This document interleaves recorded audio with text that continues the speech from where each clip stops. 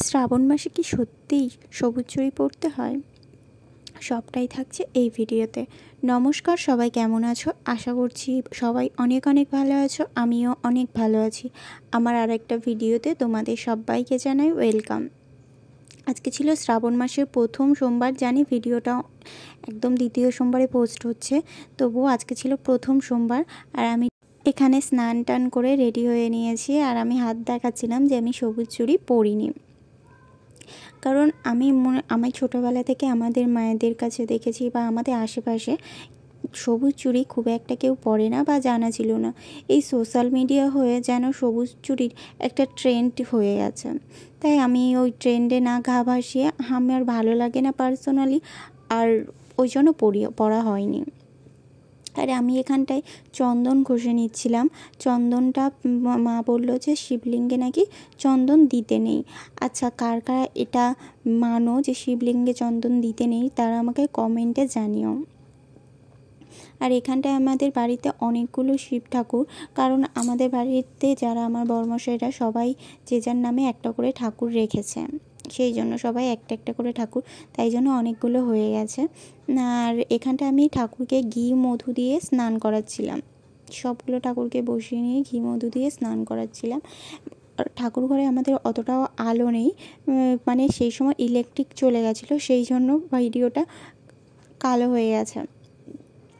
আর এখানটায় পরে এসে এখানটায় আমরা মেডিসিন, বড়মশাই যেহেতু বাড়িতে ছিল, সেই জন্য আমরা মেডিসিনগুলো, ওর ক্লিনিকটাকে পরিষ্কার করছিলাম। মেডিসিনগুলো অনেক ধুলো পড়েছিল, সেই জন্য ক্লিনিকটাকেও পরিষ্কার করে নিচ্ছিলাম। আর আমাদের ওটা করতে করতে প্রায় 1:30 বেজে গেছিলো। আর আমি এই 1:30টার সময় খাচ্ছি সাবু আর বাতাসা। আমি না এই সাবুর সাথে বাতাসাটা খেতে খুবই পছন্দ করি। শরীরও ঠান্ডা হয় আর খেতেও বেশ ভালো লাগে। চিনিটা আমার অতটাও ঠিক পছন্দ নয়। আর আমি উপোস করলে ফল খেতে অত ঠিক পছন্দ করি না। সবার তো সব রকম আছে, কিন্তু আমার ভালো লাগে না, তাই আমি খাই না। আমি বেশিরভাগ সাবুটাকেই খাই, আর ছোলা সিদ্ধ, আলু সিদ্ধ এগুলোই খাই। আমি খেয়ে নিচ্ছিলাম, যাব বাবার বাড়িতে। মায়ের শরীরটা একটু খারাপ, তাই মাকে দেখতে যাব আর মাকে নিয়েও আসবো, কারণ মা যেহেতু বাড়িতে একা থাকে, বাবা বেশিরভাগ টাইম দোকানে থাকে, সেই জন্য মাকে আমাদের বাড়িতে নিয়ে আসবো কিছুদিন। তো আমি এখানটায় রেডি হয়ে গেছি। আর বাইরে প্রচুর বৃষ্টি হচ্ছিল, কিন্তু প্রচণ্ড গরম ছিল আর ঘেমে গেছিলাম আমি প্রচুর। আর এখানটা আমি রেডি হয়ে গেছি, এবার যাব মাকে আনতে।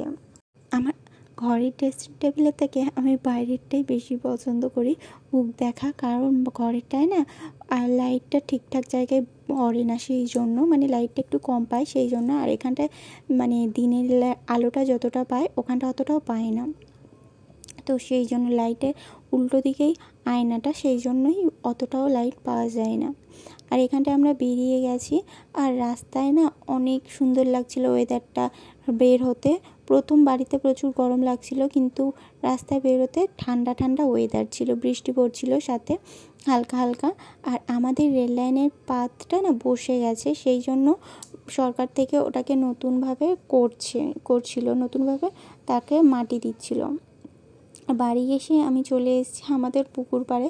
এখানটা আমাদের একটা গাছ আছে, লেবু গাছ অনেক, আর এখানটায় আমাদের অনেকগুলো তেঁতুল গাছও আছে, তো সেটাই তোমাদেরকে দেখাচ্ছিলাম। এই লেবু গাছে না প্রচুর লেবু ধরেছে। আর এই লেবুগুলোর নাম কি তোমরা জানলে কমেন্টে আমাকে বলো। আর এই লেবুগুলো না থেকে প্রচুর রস হয়, আর এগুলো প্রচুর বড় বড় হয়। আমি রাতের খাবার জন্য কটা লেবু তুলছিলাম, তো তারপরে মা এসে বলল যে আমি তুলে দিচ্ছি। আমি তুলছিলাম, মায়ের শরীর খারাপ, সেই অবস্থায় মা উঠে এসেছিলো লেবু তুলে দেবে বলে। আর লেবু তুলে নিয়েছি, বেশ অনেকগুলোই লেবু তুলেছি। আর এখানটায় এবছরই এই সজনে গাছটা বসিয়েছিল মা, আর এর মধ্যে এতে পাতা ছাড়তে শুরু করে দিয়েছে। আর এই গাছটা না ধীরে ধীরে অনেকটাই ভালো বড় হয়ে যাবে। আর এই সজনে গাছের ডাল বসালে খুব সুন্দর গাছটা হয়, ডাল ভেঙে ডাল বসালেই হয়ে যায়। আর তারপরে লেবু টেবু তুলে মায়ের সাথে চলে। আর এখানটায় আমরা এসেছিলাম বাবার দোকানে। বড়মশাই গেছে কিছু মেডিসিন আনতে, সকালেও কিছু মেডিসিন এনেছিল, আবার ফের বিকালে গেছে কিছু মেডিসিন আনতে। আর মা আর আমি এখানে বসেছিলাম, বাবার সাথে কথা বলছিলাম। আর তারপরে মাকে নিয়ে আমরা বেরিয়ে এসেছিলাম। আচ্ছা, ভিডিওটা তোমাদেরকে কেমন লাগলো কমেন্টে জানিও। আর ভিডিওটা ভালো লাগলে একটা লাইক আর শেয়ার করে দিও। দেখা হচ্ছে নেক্সট ভিডিও।